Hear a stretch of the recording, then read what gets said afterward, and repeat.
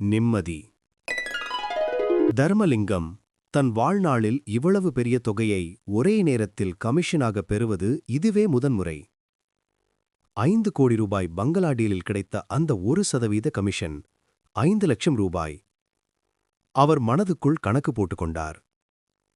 இன்னைக்கு என் பொண்டாட்டி பிள்ளைங்க ஆசைப்பட்டதெல்லாம் வாங்கித் தர வேண்டும். வழியில் பக்கத்து வீட்டு சுந்தர் பதற்றத்துடன் ஓடி வந்து அவர் முன்பு நின்றான். அண்ணே, அம்மாவுக்கு திடீர்னு நெஞ்சுவலி வந்துருச்சு. ஆஸ்பத்திரியில சேர்த்திருக்கோம். டாக்டர் உடனே ஆபரேஷன் பண்ணணும். ஒரு 50,000 ரூபாய் கட்டுங்கன்னு சொல்றாங்க. தெரிஞ்ச இடமெல்லாம் கேட்டுட்டேன். யார்கிட்டயும் இல்ல. உங்ககிட்ட இருந்தா கொடுத்து உதவுங்க.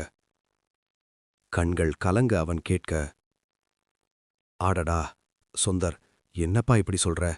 அம்மாவுக்கு உடம்பு சரியில்லைன்னா என்னால சும்மாவே இருக்க முடியாது. ஆனா என்ன பண்றது? நீ கேக்குற நேரத்துல கையில ஒரு பைசா கூட இல்லையேப்பா. ஒரு 2 நாள் முன்னாடி கேட்டிருந்தா எங்கேயாவது புரட்டி கொடுத்திருப்பேன். இப்ப நிஜமாவே என்கிட்ட இல்லப்பா. சுந்தர் ஏமாற்றத்துடன் தலைகுனிந்து நகர்ந்தான். வீட்டிற்கு வந்தவர் தன் மனைவியையும் பிள்ளைகளையும் அழைத்துக் கொண்டு கடைவீதிக்கு சென்றார். மனைவிக்கு விலை உயர்ந்த பட்டுப்புடவை, சிறிய நகை, மகன் ஆசைப்பட்ட மோட்டார் சைக்கிள், பெரிய ஹோட்டலில் விருந்து என பணம் முழுவதையும் வாரி இறைத்தார். ஆனால் வாங்கிய பொருட்கள் எதிலும் திருப்தி அடையாத அவர் குடும்பத்தினர் சலிப்புடன், இன்னும் கொஞ்சம் நல்லதா எடுத்திருக்கலாம், இதெல்லாம் பழைய டிசைன், பழைய மாடல் என்று குறை சொல்லிக் கொண்டே வந்தனர். தர்மலிங்கத்துக்கு போகும்போதிருந்த உற்சாகம் இப்போதில்லை. வருத்தத்துடன் வீடு திரும்பிய போது சுந்தரின் வீட்டில் மரண ஓலம் கேட்டது.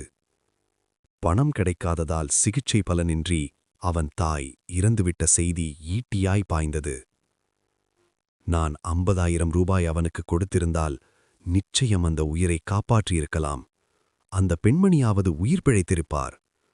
தான் பணம் கொடுக்க தவறியதால் ஒரு உயிர் போய்விட்டதே. நினைக்கும்போதே நெஞ்சின் மீது யாரோ ஒரு பெரிய பாறாங்கல்லை தூக்கி வைத்தது போல கனத்தது. எழுத்து சரவணன் சூர்யா.